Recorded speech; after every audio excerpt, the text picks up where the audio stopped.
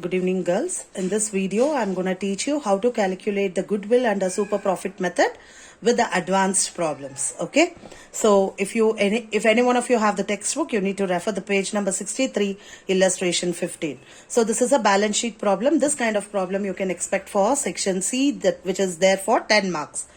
So share capital is given, reserves and surplus. Under that you have P&L account and profit for the year 1819. See, if they give you in two breakups, the first represents the previous, the former, and the profit for the year 1819. See, if you look into this problem, the balance sheet's ends, or the balance sheet dated is 31st March 19, and here the profit is given for 1819. So you have to consider the 1819's profit while calculating. Ignore the previous year profit.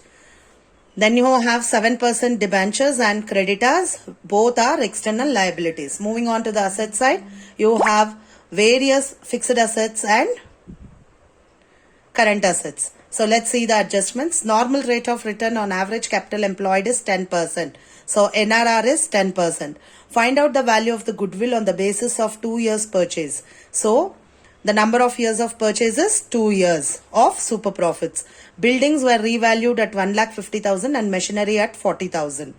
All other assets are worth their book values. So, except the buildings and the machinery, the other assets you have to take at the book values only. Only the buildings and machinery you have to take the revised value. So, first step, calculation of average capital employed. You have to take market value of assets. That is nothing but the assets revalued figures you have to take. So buildings, they have told in the adjustment it is 1,50,000. So 1,50,000 is taken. Machinery, revised value is 40,000 and 40,000 is taken. Data, stock, cash are taken at book value 50, 40, 60. Even in the balance sheet, the book value is 50, 40, 60. Now, from the total of the assets, we have to deduct liabilities. And when we say less liabilities, we are going to take external liabilities. So, under external liabilities, from this problem, we have debentures and creditors. So, which you have to deduct. So, take the deductible total to the outer column. 3,40,000 minus 1,10,000 comes to 2,30,000. This is capital employed. But we need average capital employed. So how to calculate the average capital employed? From the capital employed, you have to deduct half of the current year profit. If profits are given for more than 1 year, then you have to take the last year profit, which I had taught you in the class also. So, but here they have given us only the current year profit we have to consider, which is given. So 80,000 into half will be 40,000. Deduct 1,90,000 is the average capital employed. So what is the next step?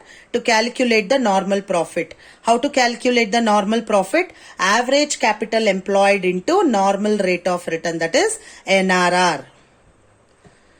So average capital employed we have calculated 1,90,000. NRR is 10% given in the problem. Normal rate of return on average capital employed 10%. So 1,90,000 into 10% is 19,000.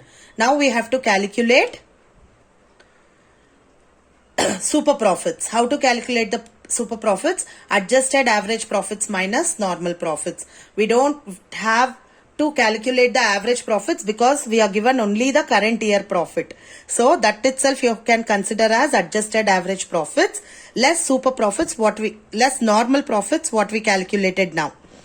So 80,000 minus 19,000 is 61,000. So this is the super profit. Now how to calculate the goodwill? Goodwill is equal to super profits into number of years of purchase. So super profits is 61,000. Number of years of purchase is given as 2 years. So 61,000 into 2 years will be 1,22,000. If you see here, it will be the same. See now, 1,22,000. Hope you understood this problem. If you have any doubts, you can get back to me.